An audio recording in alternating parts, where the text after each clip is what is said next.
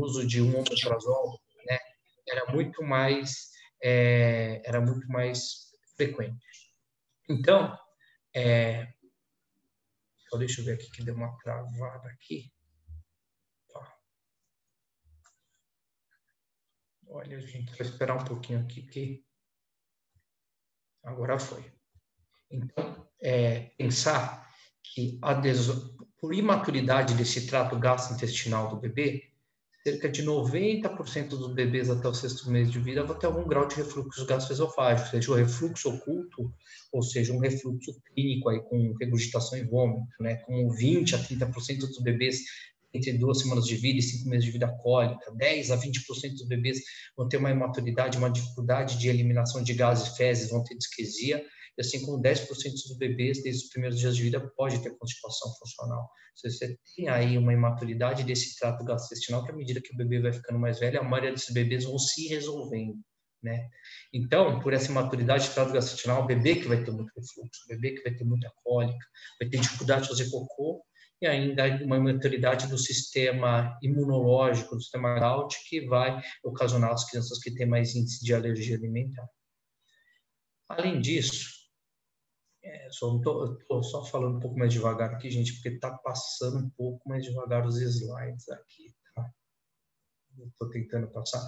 Então, por isso, os 2 grandes guidelines da ESPGHAN e da NASPGHAN, tanto de 2009 e 2018, eles deixam muito claro que o refluxo gastroesofágico não é uma causa comum de choro inexplicável, um padrão de irritabilidade, de agitação, comportamento de agitação em bebê saudável que ganha peso bem, mama bem, que não tem outros sinais de alarme.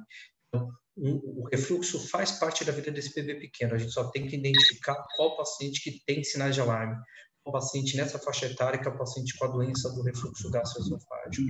Então, sempre lembrar que o bebê com refluxo gastroesofágico ele vai ter essa regurgitação sem complicação nos critérios de Roma 4, que eu vou falar no próximo slide. 2/3 dos bebês são chamados de regurgitadores felizes, né? Tem refluxo e está tudo bem em relação a isso, né? E 50% dos bebês saudáveis com 3 meses de vida, pelo menos uma vez por dia regurgitam. E são os pacientes que não vão precisar de tratamento farmacológico. Contar que 10 a 20% desses bebês vão ter doença do refluxo gastroesofágico, vão ter complicações associadas ao refluxo. Esses pacientes, principalmente que a gente vai falar principalmente da apresentação extra-gastrointestinal, dos eventos não gastrointestinais, e que são pacientes que vai pensar em tratamento, e se pensar em tratamento, é inibidor de bomba de próton como tratamento de escolha, né? Então, né, lembrando os critérios de Roma 4, de 2016, né, são bebês de pelo menos 3 semanas de vida até os 12 meses de vida, que vão regurgitar 2 ou mais vezes por dia, por pelo menos 3 ou mais semanas seguidas. Não vão ter sinais de hematênis, não vai ter sinal de aspiração, não vai ter apneia, né? Sinais de failure to thrive, de não ganho de peso, não vai ter dificuldade de mamada e de relação à alimentação. E são pacientes que você vai tratar de forma clínica normal. Então, a gente sempre fica de olho nos red flags, né? Nos sinais e sintomas em relação à perda de peso, o bebê que tem essa regurgitação, vômito depois dos 6 meses de vida, um quadro persistente depois de 12 a 18 meses de vida.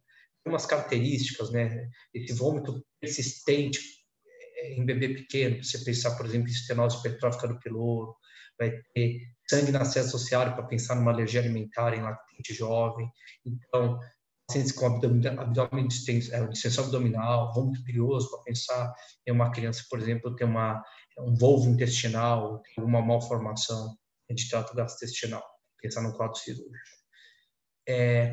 Na faixa etária de pré-escolar, a avaliação é mais subjetiva e geralmente é a faixa etária que, particularmente como gastropediatra, preciso de mais recursos de fazer exames subsidiários para avaliar melhor essa criança, que ela não vai me caracterizar muito bem esse padrão de refluxo, né? Então, a gente vai ver bem dessa faixa etária depois dos 2 anos de idade, essa regurgitação recorrente do bebê depois de 2 anos de idade, com uma faixa etária que você já teria sido resolvida o refluxo por imaturidade gastrointestinal. É o bebê que vai ter recurso de alimentos, especialmente de sólidos, pensando em algum padrão de estenose, algum padrão de impactação esofágica, queixa frequente de azia, uma disfagia, seja para líquido, pastoso ou sólido, vai ter quadro respiratório, pneumonia recorrente, otite e repetição, são os pacientes que vão ter a apresentação atípica da doença do refluxo. Então, quadro digestivo, a gente caracteriza melhor esse paciente de regurgitação e vômito e o paciente que possivelmente tem uma esofagite. O paciente vai ter anorexia, irritabilidade, um paciente mais velho que vai caracterizar melhor essa retroesternal, tem um quadro de hematêmese, um quadro que você vai acabar fazendo uma endoscopia, vai ver um esôfago de Barré, ou o paciente, às vezes, assintomático. O grande ponto são os quadros extradigestivos. Pacientes que vão apresentar ação respiratória, que é o antigo ALT, né? Eu esqueci de mudar a nomenclatura de 2015 para cá, a gente chama de BLUE, né? O evento de morte, de risco de morte súbita, né? Os pacientes que têm esses quadros de apneia, o padrão de asma brônquica, você faz o tratamento adequado para o quadro respiratório, o paciente não melhora, sendo que um refluxo com broncoaspiração seria uma causa possível, ou como pacientes com tosse crônica ou pneumonia. Quadros otorrinolaringológicos, pacientes com rouquidão de repetição, laringites de repetição, quadros de stridor, otite média de repetição, pacientes que vão ter alteração odontológica com cáries, né, de repetição, e o padrão das crianças que fazem a síndrome de Santos, que é um diferencial aí para um quadro de convulsão, quadro neurológico, né.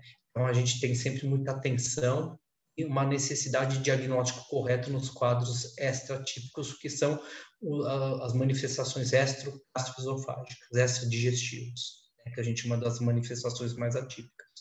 Então, você tem uma série de exames possíveis para fazer nesse paciente para avaliar a doença do refluxo gastroesofágico, né? Algumas, para não ficar uma aula muito extensa, né, para respeitar o horário de aula, por exemplo, biomarcador extraesofágico, você faz marcadores na saliva, por exemplo, de bilirrubina tem na Europa, de pepsina salivar. Alguns trabalhos entre 2010 e 2020, eu fui fazer uma revisão de literatura, não quis só me estender para não ficar muito extensa aula, mostrando que mesmo paciente que não tem doença do refluxo, você faz esse marcador para ver pepsina na saliva, e tanto o paciente refluxo quanto o paciente não tem refluxo, às vezes apresenta essa pepsina salivar, 1/3 dos pacientes que não tem refluxo apresenta. Então, não é um bom marcador. Outros exames, aí a gente vai falar um pouquinho sobre o raio-x-GD, o esôfago, estômago do adenograma, ultrassom abdominal, endoscopia esofágica, a manometria esofágica, principalmente em pacientes que têm disfagia, para você ver alguma alteração de motilidade esofágica associada a essa dificuldade de alimentação e se tem doença do refluxo associado, né? Alguns estudos falam, eu nem abordei aqui, da nasofibroscopia nos próximos slides, e grandes trabalhos, e esse grande consenso de 2018, que foi publicado na JPGN em 2018, fala que você viu pacientes que têm sintomas de refluxo, foi feito nasofibroscopia e depois foi feita endoscopia e telemetria para ver se a nasofibroscopia, você avaliar o processo inflamatório em rinofaringe, nasofaringe, associado a esse processo inflamatório que às vezes o otorrinolaringologista ele sugere ser de refluxo e quanto está realmente associado a uma doença do refluxo. E viu uma associação pobre.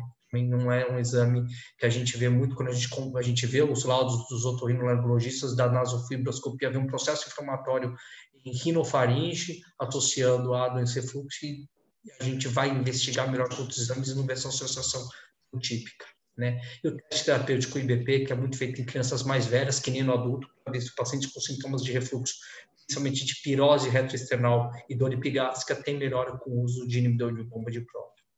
Então, a gente vai ver em relação aos pacientes que fazem endoscopia para avaliação de refluxo, lembrar os grandes trabalhos que a gente vê alguns estudos, que 1/3 dos pacientes pediátricos que têm doença do refluxo, que vai ser comprovado às vezes numa pH-metria, você tem endoscopia normal, tanto na macroscopia, quanto você vai fazer na microscopia biópsia e não vê um processo inflamatório sugestivo, né? A gente chama de NERD, né? A Non-Erosive Reflux Disease.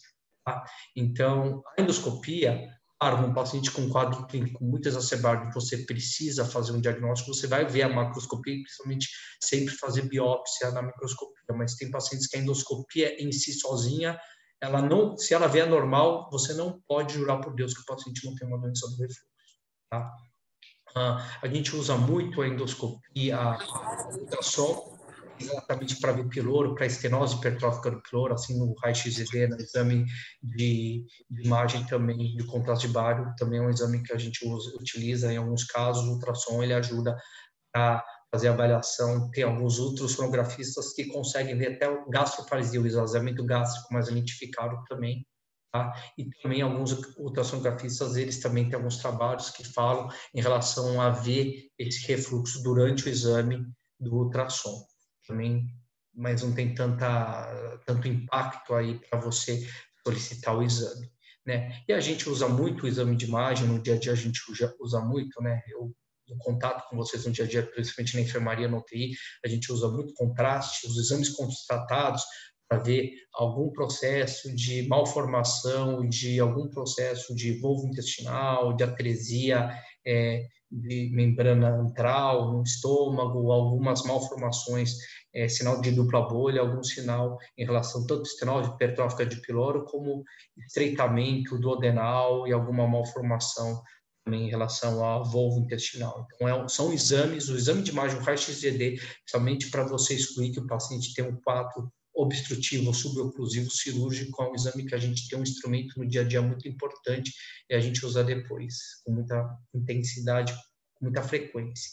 Em relação às manifestações atípicas que eu falei nos slides anteriores da doença do refluxo, de paciente que tem essas pneumonias de repetição, esses quadros de sinusite de repetição, esses quadros respiratórios otorrinolaringológicos, você fica na dúvida se é uma doença do refluxo associada, a gente vai investigar. E como investigar? Aí a gente tem a pegametria e a impedância de pegametria, e também eu vou falar um pouco da cintilografia, né? A pegametria de 24 horas é um exame com bom recurso, que você coloca uma sondinha na narina do bebê, e você vai posicionar de 3 a 5 centímetros acima do esfíncter esofágeo inferior da cárdia. Você vai monitorizar preferencialmente por 24 horas. A maioria dos probes VPH é só um lugar de marcação, que é distal, e que é geralmente a 3 a 5 centímetros que você deixa no estômago. Você vê esses refluxos, o ideal é o paciente não estar usando inibidor de bomba de próton por pelo menos 7 dias, né? Se você estiver usando outra medicação que, teoricamente, procinética que ajuda o esvaziamento gástrico, pelo menos 2 a 3 dias antes você suspender as medicações que ajudam no esvaziamento gástrico, e você vê se você tem um índice de refluxo em 24 horas, uma porcentagem acima de 10% do tempo no refluxo, com pH abaixo de 4 vindo aqui em cima, você vai considerar em lactente abaixo de 1 ano como um paciente com refluxo importante, tem um potencial para doença do refluxo. Crianças acima de 10, até 10 anos, 7%, e maiores de 10 anos adultos, 4%. E sempre vê associação sintomática. Durante o exame, a gente manda a mãe anotar, porque tem um computadorzinho que vai anotando as 24 horas de pH na pegametria. Então, 15 horas e 50 minutos, a criança teve uma tosse, a gente pede para a mãe anotar. Às 17 horas, a criança comeu um lanche. Às 20 horas, a criança jantou. Às 22 horas, a criança acordou chorando.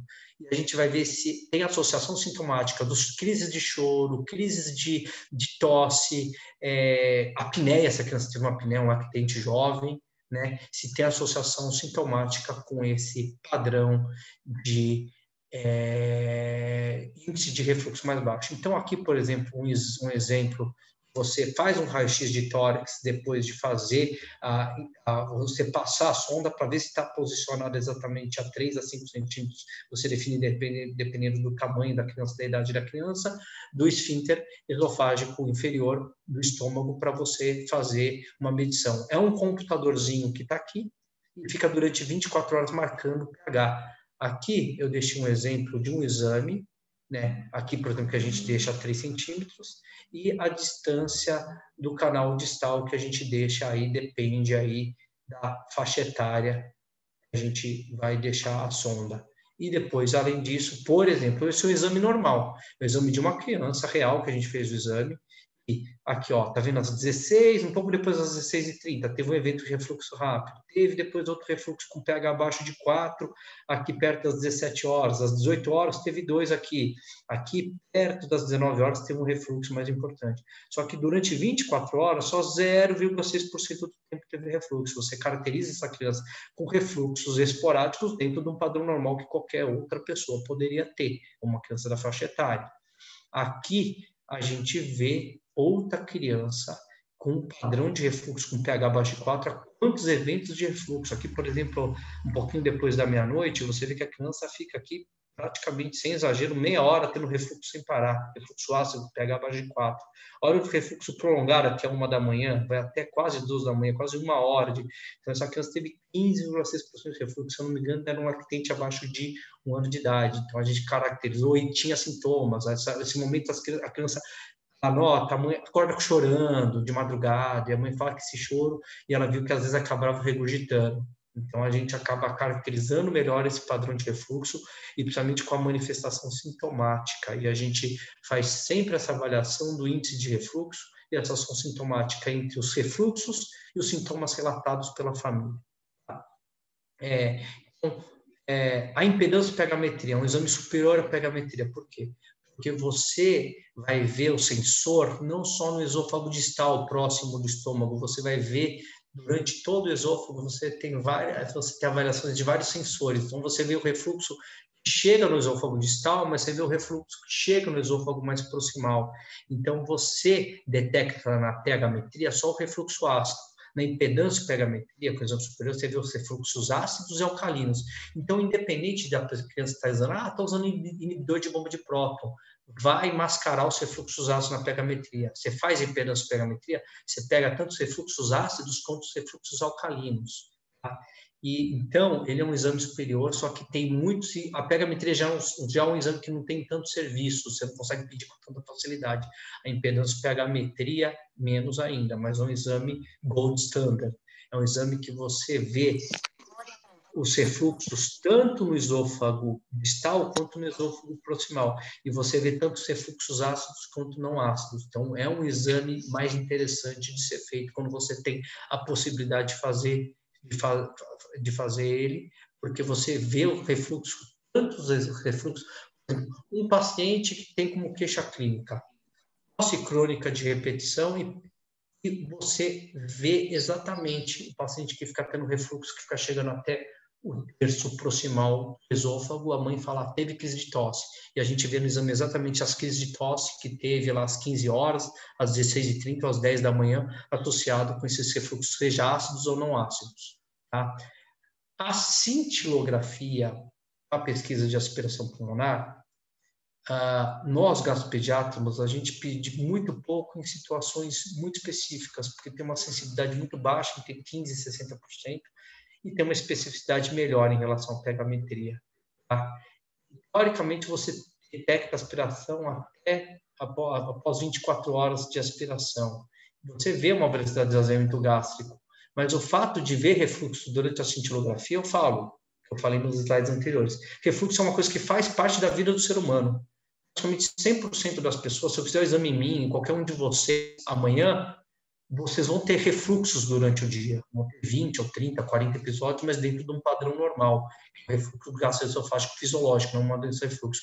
Fazer uma cintilografia para pesquisa de que está tendo refluxo durante o exame, não me diz que o paciente tem refluxo. Então, eu digo para você que eu nunca pedi esse exame no consultório. Eu nunca pedi cintilografia para avaliação de doença do refluxo gastroesofágico. Nós, gastropediatras, evitamos o exame. Tá? Via aspiração, principalmente. Se o paciente aspirar durante o exame, tiver uma doença de refluxo, se você tiver a sorte de fazer o exame, avaliar broncoaspiração e aspirar, ótimo, fantástico, você fechou o diagnóstico, mas provavelmente o que vai acontecer é você não ver isso durante o exame. Então, a gente usa muito esse guideline de 2018, da NASPGA quanto da ESPGA, que é um consenso de protocolo clínico tanto para diagnóstico e manejo de doenças do refluxo em bebês e crianças, né? Então, ela foi fazer toda uma revisão de literatura para avaliar esse refluxo. E esse último grande algoritmo de 2018 que a gente usa no dia a dia, a gente valoriza muito o pediatra, foi feito para valorizar o pediatra geral e para não dar força para nós, gastropediatras. A gente fala, o pediatra está vendo uma criança com uma doença do refluxo, faz uma história clínica e exame físico adequado, tem sinal de alarme, você vai avaliar esses sinais de alarme, como eu apresentei lá atrás, os sinais de alarme naquele slide anterior. Não tem slide de alarme, sinais de alarme, você vai ver se tem overfeeding, se a criança, principalmente lactente jovem, está mamando demais, se espessar a dieta, se possível, se beber em lactente, ou você continuar em aleitamento materno. E você está melhorando, você continua o manejo. Vocês vão pensar depois em alergia alimentar e tirar 2 a 4 semanas, principalmente de proteína do leite de vaca da mãe, ou dar uma fórmula extensamente hidrolisada depois. Se mesmo assim não está melhorando, é aqui que você vai encaminhar para o gastropediatra, o guideline fala, é aqui que você vai pensar em entrar com medicação. Quer dizer, a medicação está lá embaixo. Vamos medicar com inibidor de bomba de próton? Lá embaixo. Então, o que a gente vê no último consenso é exatamente valorize o pediatra geral. O gastropediatra, ele vai fazer a avaliação se realmente a gente precisar fazer exame subsidiário e falar, poxa, estou lidando com uma doença do refluxo, talvez eu tenha que fazer exame subsidiário ou avaliar melhor essa doença do refluxo. Em relação à medicação, a gente utilizava muito antes em relação aos antagonistas de receptor de histamina, a ranitidina. E aí eu vou falar que também agora foi proscrito, a gente perdeu uma importante medicação que ajudava a gente no tratamento da doença do refluxo do dia a dia. Onde a gente está muito usando mais, principalmente em crianças pequenas que quando você tem uma doença do refluxo mais importante, aí principalmente o omeprazol, que é validado pela Anvisa, e o FDA americano usa o esomeprazol em crianças acima de 1 mês de vida, e a gente tem validação aqui no Brasil, nós da gastropediatria, a gente tem consenso de uso também e faço uso no dia a dia, e a gente daqui a pouco vai falar que é um dos intuitos da aula de falar do procinético. Tá? Então, a mudança da diretriz de 2018 em relação a 2009, a gente reduziu a importância de fazer supressão ácida nesses pacientes. E se faz, a gente faz espaço de 4 a 8 semanas de teste para crianças com doença de refluxo para ver se tem melhora. Tá? Os consensos, os estudos distanciou os sistemas respiratórios laríngeos de doença do refluxo. Pensar quando a criança tem doença respiratória laríngea de ter outra causa que não a doença do refluxo como a causa principal causando esses eventos. Né? E a recomendação principal em relação à mudança de forma, fazer dieta de hidrolisado proteico ou aminoácido em criança abaixo de 1 ano de idade, antes da supressão ácida, você está pensando numa doença do refluxo. Essa é a mudança do consenso de 18 em relação a 2009. Bloqueador do receptor de H+, pensando na ranitidina. O FDA ele foi identificar a presença de um contaminante, a nitrosamina, na ranitidina em outubro de 2009. Por causa disso, o FDA americano contraindicou o uso porque está associado à nitrosamina a ser um evento cancerígeno.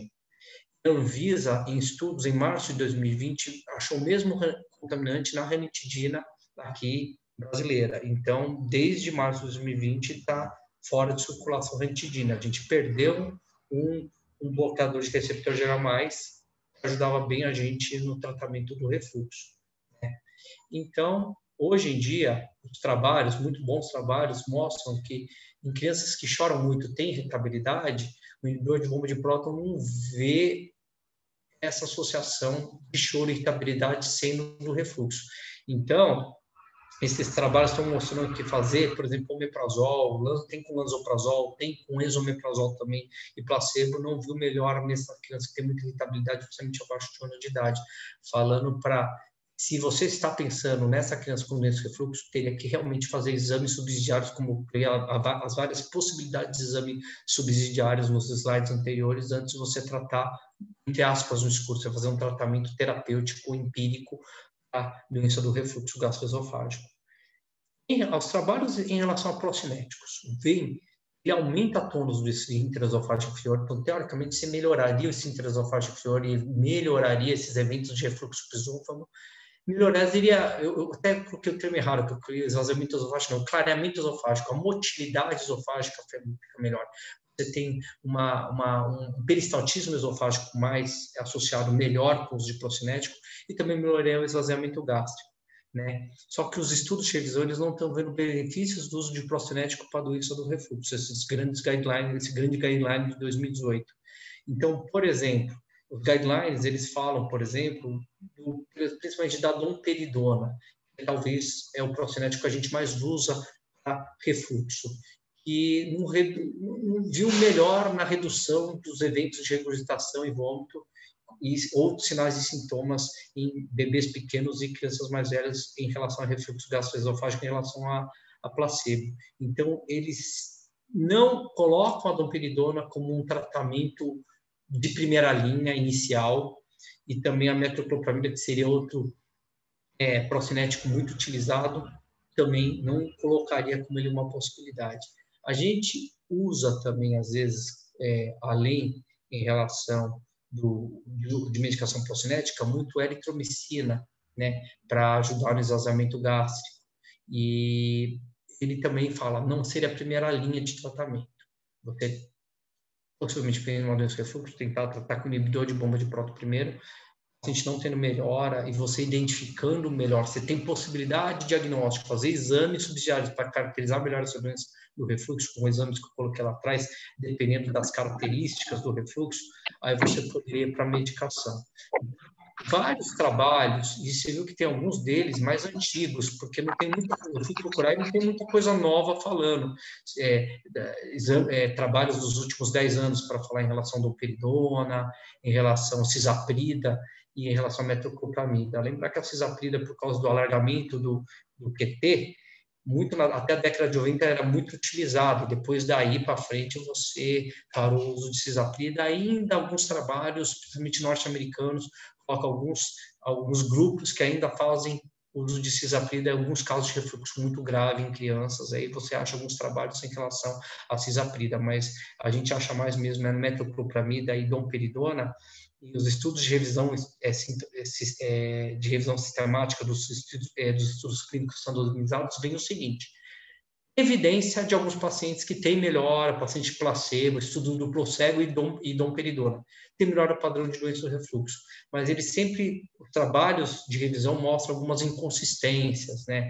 É um paciente que vê placebo e domperidona, esse trabalho aqui de 2005, placebo e domperidona, e o paciente com uso de domperidona em relação ao placebo teve melhora do refluxo, mas não caracterizou bem como é que era o refluxo antes do início da medicação / placebo.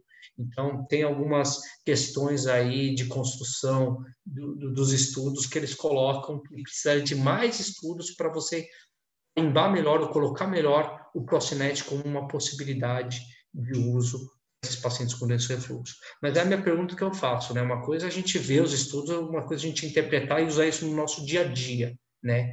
Lá na UTI, lá no paciente internado, no nosso paciente de consultório dia a dia. Quem é o paciente que vai ser beneficiado do procinético? Porque com certeza a gente vê no dia a dia que tem pacientes que têm benefício, claro, né? Então, por exemplo, metoclopramida.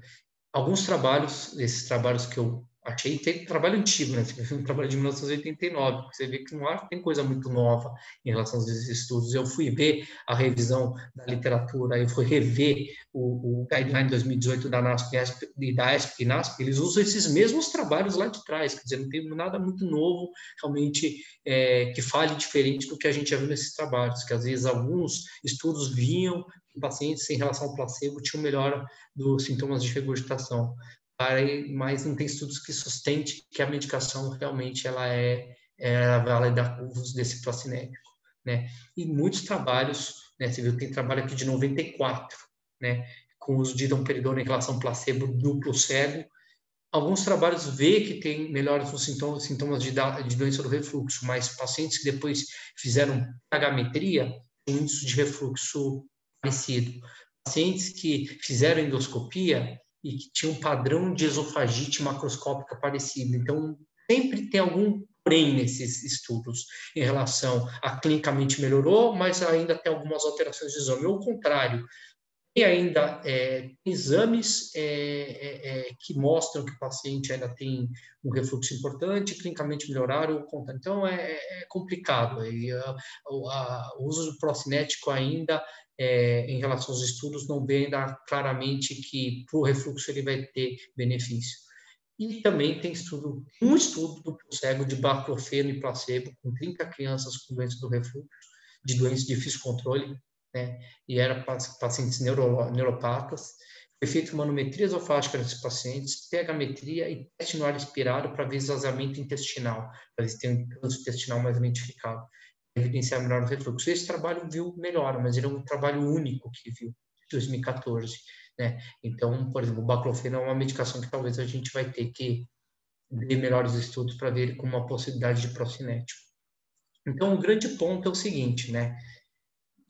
Quem são os pacientes que provavelmente têm benefício? Pacientes, por exemplo, neuropatos, pacientes com paralisia cerebral, esses pacientes que têm esse eixo intestino-cérebro ruim, que já tem de base uma gastroparesia, tem de base uma constipação intestinal crônica, tem uma lentificação de trânsito de delgado, com sobrecrescimento bacteriano de repetição, distensão abdominal crônica. Esse é um paciente que o procinético vai alguns estudos demonstram que vai ter uma viabilidade e que esse paciente vai ter uma melhora clínica com associação. Então, esse paciente neuropata, que tem esse eixo intestino-cérebro ruim, ele tem uma microbiota intestinal muito alterada, porque faz uso de antibiótico crônico, é um paciente acamado, com uma dificuldade alimentar, é um paciente que às vezes ele é desnutrido. E esse paciente, o paciente vai ter doença do refluxo, vai ter disfagia, vai ter desmotilidade gastrointestinal, pode ser o paciente que você vai ter que investigar para ver se tem uma esofagite isonofílica ou tem distúrbios alimentares associados, né? Esse é o paciente que você pode fazer uso do procinético, que é um paciente mais grave, e você vê se o tratamento clínico vai ser efetivo. É o paciente que vai fazer medidas posturais, pacientes que você vai pensar no especiamento da dieta, manejo da disfagia, se esse paciente apresentar disfagia, ver se o paciente tem risco de aspiração pulmonar, e o tratamento medicamentoso, você vai fazer associação. Você, no primeiro momento, faz nível de bomba de próton, ou você consegue fazer uma avaliação adequada, que eu entendo que não é tão fácil você pedir impedância pegametria para qualquer paciente. Esse é o paciente que você vai decidir qual desses pacientes você consegue manejar bem clinicamente e qual desses pacientes compra um tratamento cirúrgico. É o paciente que vai evoluir para gastrostomia, vai evoluir para uma válvula antirrefluxo, é o paciente que vai evoluir para uma gastrojejunostomia, porque o esvaziamento gástrico é muito ruim e o tratamento clínico não deu certo. Esse é o grande ponto, né? O assunto é vasto, né? Falei aí, eu marquei 38 minutos, aí eu procurei respeitar o tempo aí, porque a gente podia falar muito mais tempo aí sobre doença do refluxo e também falar sobre procinético, gente. Márcio, muito obrigado pela apresentação, fantástica apresentação como sempre, né? A gente agradece aí a sua presença aqui novamente e seguindo, né, o roteiro das nossas reuniões clínicas, esses últimos minutos aqui fica para reunião, para discussão, né? Quem tiver dúvida, assim por diante, pode ou pedir a palavra ou mandar pelo chat. Eu vou começar essa discussão pelo finalzinho da sua apresentação, onde você apresenta ali o tratamento cirúrgico como uma opção, né? Só que para você fazer essa opção do tratamento cirúrgico, você primeiro precisa combinar com o cirurgião, né? Exatamente. Então, a minha pergunta qual que é? Quais são os critérios assim inequívocos para você fazer essa indicação para o cirurgião concordar contigo de que o paciente precisa fazer um tratamento cirúrgico? E como você tem observado, por exemplo, a diferença de um tratamento cirúrgico, vamos dizer, a céu aberto e endoscópico? Bom, primeiro, o paciente, principalmente o paciente, né, que eu falei nos últimos slides, o paciente crônico, né, o paciente com síndrome genética, o paciente acamado, o paciente com neuropatia, é um paciente com paralisia cerebral, é o paciente que ele já tem vários diagnósticos de base, é um paciente que geralmente ele tem desnutrição, ele tem um potencial de desnutrição grande, geralmente é um paciente que não come por boca, come com grande dificuldade, é um paciente que a doença do refluxo ela causa muita repercussão clínica, né? Porque é um paciente desnutrido, essa parte nutricional, a parte de formação de musculatura, importante, o esvaziamento de peristaltismo esofágico, o esvaziamento gástrico ele já não tem de forma adequada. É um paciente que às vezes ele toma diversas medicações e medicações que vão influir até piorar esse trânsito intestinal, esse esvaziamento gástrico. É um paciente que você vai tentando fazer o tratamento clínico, você vai tentando a medida postural, você vai fazendo o tratamento medicamentoso. Esse paciente que não tem melhora clínica, você vai fazendo exames subsidiários. É um paciente que tem muita irritabilidade, vomita diariamente, você já fez uma endoscopia, já fez exames subsidiários que vão comprovar uma doença do refluxo muito importante. Uma endoscopia que vai ter uma alteração de macroscopia, uma alteração de microscopia importante, tem úlcera, já teve úlcera gástrica, esse é um paciente que já teve vômito com sangue, vira e mexe, tem lesões esofágicas com repetição. É um paciente que você faz exame de pH-metria, vê um índice de refluxo absurdo, mesmo com tratamento medicamentoso otimizado, um tratamento clínico otimizado. Quer dizer, é um paciente que o que vai me sustentar, indicar e pedir a opinião do cirurgião pediatra para juntos e com a equipe da UTI, é uma decisão multi. É uma decisão que não é só do gastropediatra, tem que ter o gastropediatra, o paciente tem aspiração de repetição, tem que ter opinião junto, tem que ter, é um paciente que tem alteração de via aérea, o paciente já tem uma traqueostomia, o otorrino vai ter que estar junto, a fonoaudiologia vai ter que estar junto, tem cirurgia. É um paciente que você tem que estar com a equipe multidisciplinar muito bem alinhada. E a equipe que acompanha, principalmente, né, eu sempre falo que tem um maestro, eu sou especialista, tem um pediatra, um diarista da enfermaria, o médico da UTI, orquestrando isso. Olha, esse paciente tem isso, isso, isso. A gente faz exames e demonstra que a gente já esgotou a possibilidade de tratamento clínico. Esse é o paciente que a gente vai apresentar e vai falar em equipe, com todas as outras equipes juntos, falando, olha, minha opinião como gastropediatra, eu indicaria um tratamento cirúrgico. E onde, minha opinião, uma indicação de gastrostomia via endoscópio vai ser melhor. O paciente que nitidamente é um paciente que tem uma disfagia muito importante, não come bem por boca, mas não tem uma doença do refluxo importante. Ou que não vai precisar de uma válvula anti-refluxo, que seria uma cirurgia aberta, ou uma cirurgia por vídeo, laparoscopia. Ou fazer um paciente que tem uma gastroparesia de base nítida, o esvaziamento gástrico é péssimo. Se chegar e você vai falar, poxa, esse é o paciente que talvez vou ter que fazer uma cirurgia, porque às vezes vou ter que fazer uma abordagem também do piloro, falar uma pilorotomia para deixar esse piloro mais entreaberto e melhorar o esvaziamento gástrico. Então, depende muito do padrão clínico do paciente, como é que ele é de doença do refluxo, para eu indicar melhor se ele vai ficar melhor com uma gastrostomia por via endoscópica ou uma gastrostomia por via cirúrgica, seja por laparoscopia ou por via aberta. Perfeito, Márcio. A Patrícia levantou a mão. Patrícia, pode falar aí. Oi, Márcio, boa noite, tudo bem? Eu Tudo queria bom? saber com você da tua experiência da eritromicina como procinético, principalmente na gastroparesia. Ótima pergunta, Patrícia. A gente tem pacientes que têm duas modalidades de alteração de esvaziamento gastrointestinal. Tem o paciente que tem uma modalidade, às vezes os neuropatos, tem paciente que tem uma desmotilidade gastrointestinal maior, de desmotilidade mais alta.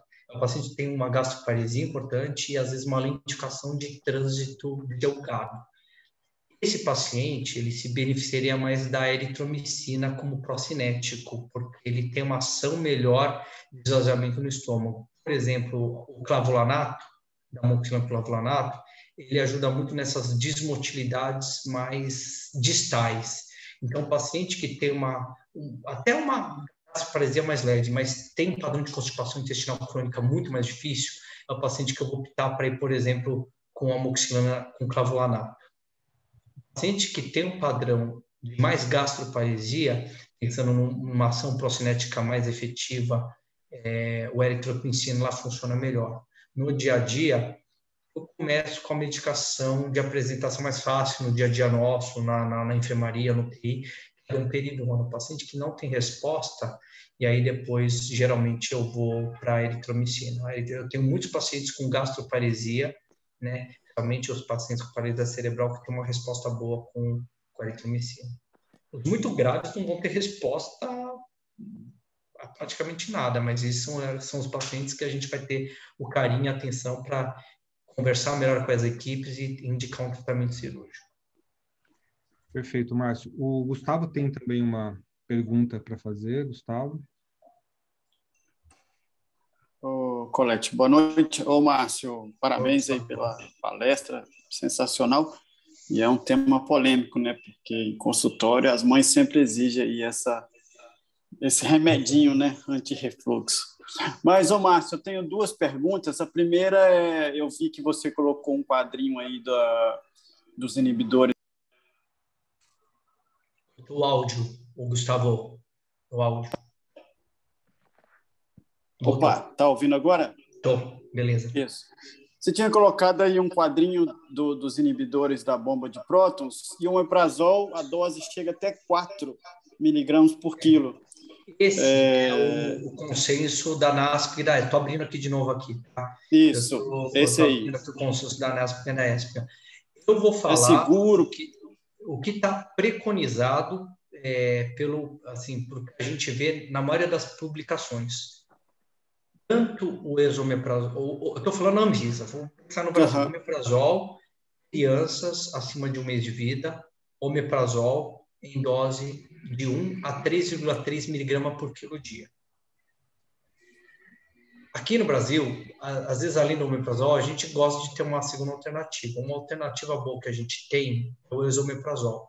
O esomeprazol ele também seria entre 1 a 3,3 miligramas por quilo. Não está autorizado para a Anvisa, crianças abaixo de 1 ano de idade, essa dose, mas a gente se baseia no FDA americano e nos conceitos da NASP e da ESP. Eu, no dia a dia, como gastropediatra, na minha prática clínica, e a gente vê na nossa experiência da gastropediatria na Escola Pós-Medicina, né? Acredito que eu converso também com o pessoal do Instituto da Criança da USP, pessoal da Santa Casa, também se usa aí para essa dose de esomeprazol, crianças acima aí de 1 mês de vida, dose de 1 a 3,3 miligramas quilo dia. Beleza. E a outra pergunta, eu vi que você também citou a respeito das fórmulas hidrolisadas. Eu queria saber da sua experiência das fórmulas anti-refluxo aí, espessadas e tudo, se uma tem melhor efeito que outra, ou se as duas têm o mesmo efeito, enfim. Eu não coloquei aqui para a aula não ficar extensa. Tem um trabalho, se eu não me engano, de 2017 ou 2016, europeu, que mostra que você espessar a dieta, você não diminui o índice de refluxo. Você espessar a dieta faz com que o refluxo que sai do estômago não chega no terço distal do esôfago e não chega na boca. Você diminui os eventos de regurgitação e vômito.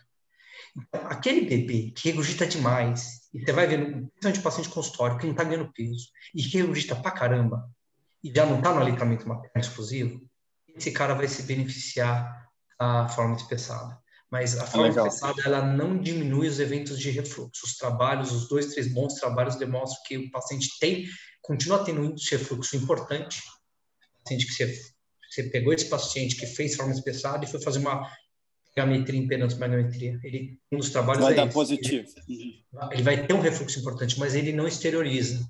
Entendi. É interessante para o paciente que tem muita perda de peso, ou que não tem ganho de peso boa. Esse paciente que espessar a dieta vai ter benefício. E vai acalmar muito a família, porque a mãe não vê sair pela boca. Isso é muito terapêutico para a família, principalmente para a mãe. Perfeito. Valeu, Márcio. Márcio, o Renan também tem uma pergunta para você. Renan, pode abrir o microfone aí, por favor. Oi, boa noite. Na verdade, eu tenho duas perguntas também. A primeira tem estudos mostrando que existe uma relação dos inibidores de bomba de próton com a alteração no microbioma intestinal das crianças. Você vê, na sua prática, alguma alteração, aumento de comorbidades nessas crianças por uma possível alteração no microbioma? E a outra dúvida é, o omeprazol, a gente, se eu não me engano, pelo que eu lembro da residência, tem um problema na administração para as crianças porque você não consegue macerar o comprimido, no caso do VO, sem perda da função da medicação. E tem uma diferença, se eu não me engano, com o esomeprazol, que no caso você poderia diluir e oferecer. É isso mesmo ou poderia dar qualquer um dos dois, no caso? Obrigado. Renan, ótimas perguntas, Renan. Primeira coisa que eu vou te falar em relação ao omeprazol.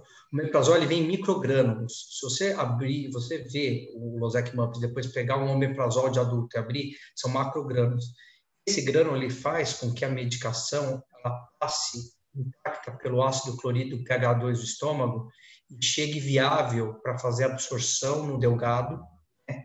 E aí você vai chegar e vai fazer uma ação melhor de bomba de próton. Se você macera o omeprazol, você perde aí uma eficácia de 40% a 50% da medicação. Você deixa a medicação instável no estômago com esse pH de 2. E aí você perde eficácia da medicação. Você com certeza não está dando mais aquela dose adequada para o tratamento do refluxo. Então, uma coisa que a gente faz, por exemplo, com o omeprazol, que é mais vendido no Brasil, que a marca é o Zecmups, é não macerar, é ficar misturando, diluindo, ficar lá uns 10 minutos misturando, demora muito tempo e fica misturando, não macera, para você tentar depois você dar com o mínimo de... E ainda fica um resíduo no fundo que você é muito ruim de diluir, né? O esomeprazol, você tem uma facilidade melhor de você fazer a diluição. E não é por coincidência que no mundo inteiro você pega as grandes empresas farmacêuticas do mundo, pega a Bayer, a AstraZeneca, as grandes brasileiras, a Eurofarma, pega todas as grandes empresas farmacêuticas brasileiras de fora, ninguém fez uma coisa que ganharia muito dinheiro, porque seria muito fácil para a criança. Ninguém fez omeprazol líquido, porque tem uma instabilidade muito grande do omeprazol em forma líquida. Então, a gente, gastropediatra, a gente tem muita restrição de fazer em farmácia de manipulação, porque a temperatura acima de 12 a 15 graus, você vai começar a inativar muito rápido a medicação. A presença de luz solar, a luz da geladeira, então tem que ser num frasco muito, muito escuro. E em meio líquido, o omeprazol é instável. Então, você vai ver locais que você faz uso de omeprazol. Tem um hospital aqui de São Paulo, ele faz uso de omeprazol líquido nas crianças, mas eles jogam fora o frasco, usou, coloca a data, deu 2 semanas, eles jogam fora e começa com outro. Então, eu tenho uma questão muito grande com o uso de omeprazol líquido no meio universitário, conversando com os outros grupos também, tanto o pessoal da USP, a Argentina Paulista, o pessoal da Santa Casa, todo mundo fala mais ou menos o mesmo discurso. A gente tem uma restrição grande. Eu tenho alguns pacientes de consultório que a família já tenta ao máximo dar o omeprazol comprimido, diluído, o omeprazol, a criança não aceita. E aí, quando eu faço omeprazol líquido, eu faço numa farmácia de manipulação específica que eu conheço, a farmacêutica, e eu faço uso 2 semanas, 3 semanas, eu falo, o que sobrou, joga fora, vai para o novo frasco, porque uma inativação da medicação é muito importante. Essa é a segunda pergunta. A primeira, desculpa, Renan, eu fui falando disso, esqueci a primeira pergunta. Eu tinha perguntado sobre a relação da desbiose. O microbiota, então. Essa é uma grande questão, né? Porque, na teoria, até os 2 anos de idade é o momento de você ter a formação da microbiota que vai te acompanhar para o resto da vida. Os últimos trabalhos, os estudos falam disso. Quer dizer, se até os 2 anos de idade a criança fica usando muito antibiótico de repetição, fica usando muito inibidor de bomba de próton, fica usando muitas medicações, fica comendo mal, você está formando uma microbiota que vai te acompanhar para o resto da vida, uma microbiota não tão boa quanto deveria ser. Então, é o grande ponto. Quanto tempo usar, se for necessário usar esse inibidor de bomba de próton? Essa é a pergunta de $1 milhão, né? O paciente que precisa dessa medicação, você tem que ver se realmente o paciente tem. Por isso que a grande pergunta é o que eu coloco, eu acho que é o caminho que a NASP e a ESPCA colocaram em 2018. Esse paciente tem doença do refluxo? Então, investigar bem. Fala que esse paciente tem doença do refluxo. E você fala, poxa, esse cara vai precisar usar, esse cara vai ter que medicar. Porque você sabe que a medicação tem também, obviamente, efeitos colaterais. E ficar usando inibidor de bomba de próton vai alterar a microbiota intestinal. Esse é o grande ponto. Muito bom. Tem mais alguém com alguma pergunta? Acho que as perguntas estão sendo bastante boas, né, Márcio? Poxa, tá ótimo aqui, viu? Bem práticas mesmo. Poxa. Tem pergunta... Parol, quem que é Parol? Pati Roli. Sou eu. Marcinho, obrigada pela aula, foi sempre como você sempre é claro e ajuda muito a gente em tudo, né? Não, o que eu queria saber é se você vê muita pancreatite pelo omeprazol ou se tem relação com dose ou com uso independente de dose. como que você percebe isso? Se eu não me engano, eu acho que eu vi 2 vezes. Eu vi num paciente oncológico que fazia quimioterapia, que já tinha tirado um monte de medicação, e aí quando tirou o omeprazol, melhorou. Caiu a amelase lipase. Eu já vi uma vez, nesse daí, a segunda vez, a outra vez que eu vi também foi no paciente crônico que usava uma série de medicações, e só que depois que tirou o omeprazol, foi 2 vezes, e foi aquele paciente, sabe, que tipo, um foi lá na Escola Paulista e o outro foi também em paciente internado, mas paciente oncológico, assim, acho bem raro, vi 2 vezes na vida, mas uma coisa que eu, assim, lendo, não vejo como uma coisa tão comum assim no dia a dia. A gente tinha tido também um paciente lá que você acompanhou com a gente, que tinha ficado, no fim, foi investigado tudo, não se achava a causa e foi meio que uma exclusão, né? Que chegou no diagnóstico e tirando melhorou, você lembra? Esse paciente, agora que eu lembrei, eu lembrei, esse é o paciente, viu, Paty, que você vai fazendo por exclusão, você pensa numa pancreatite medicamentosa, numa hepatite medicamentosa, você vai tentando excluir até achar qual você pensando num quadro medicamentoso, você vai meio por exclusão, é um paciente difícil de você achar o diagnóstico, às vezes, né, porque o omeprazol não é uma medicação que dá hepatite medicamentosa ou pancreatite medicamentosa assim, não é achado tão típico, obviamente não tão frequente, né? Bem raro, né, na verdade. E aí, então, nem tem relação muito com dose, né? É mais a exposição à medicação em si. Exposição à medicação. Tá certo. Agora, a outra parte levantou a mão novamente. Deixa eu perguntar uma coisinha. Não sei se o Márcio vai conseguir responder assim, porque é um pouco cirúrgica, mas aqueles pacientes que a gente pede aquelas gastrostomias, né, principalmente os neuropatas, e aí o cirurgião fala assim, tem fluxo, vamos fazer um ED, saber a tua opinião. Desculpa, o final da pergunta, Patrícia, que cortou, por favor.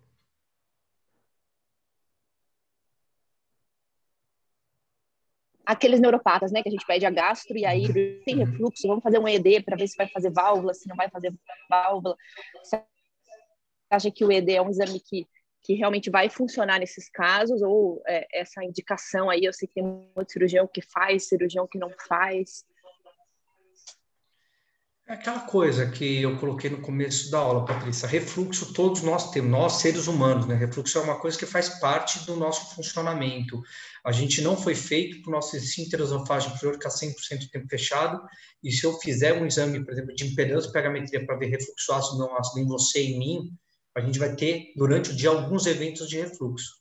Se naquele momento que você fez o raio-x-GD, uma criança que normalmente tem um refluxo muito pequeno e tenta falar, tá bom, teve refluxo durante o exame. Minha opinião, o raio-x-GD, o esôfago, o estômago do adenograma não é um exame para ver refluxo gastroesofágico. É um exame que é muito bom para ver alteração anatômica e para ver motilidade de esôfago e motilidade. Um paciente que tem uma calase esofágica, o ED vai me ajudar.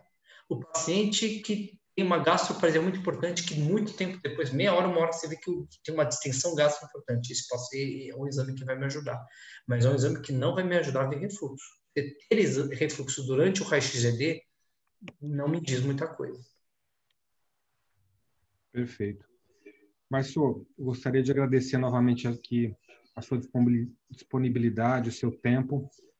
A aula foi excelente e, como sempre, né, nós vamos terminar na hora certa. Isso é importante, a gente manter esse status aqui das nossas reuniões clínicas. A próxima vai ser no mês que vem. O assunto vai ser oncologia. A gente depois vai especificar um pouco mais e agendar, tá bom? Então, agradeço a presença de todo mundo. Chegaram a participar 27 pessoas, né? Acho que é um público bastante bom para prestigiar o Márcio. E nós encerramos por hoje. Depois eu mando a gravação do YouTube para todo mundo, tá bom? Márcio, valeu, obrigado. Você fica com as últimas palavras aí antes do encerramento, por favor. Eu só queria falar, Colete, que agradeço a parceria, agradeço aí o cuidado, o carinho aí. Eu, como gastropediatra da equipe do Sabará, do Alvorada, só tenho que agradecer a vocês aí. E estou sempre junto aí no que precisar, e a gente vê nos casos juntos aí, porque tem muitos casos muito interessantes da parte gastrointestinal que a gente sempre vê juntos aí na enfermaria, na UTI, viu? E agradeço a todos aí pela atenção aí, pelas ótimas perguntas na aula, tá bom? Muito Obrigado, obrigado. Marcos. Um abraço, tudo de bom. Até.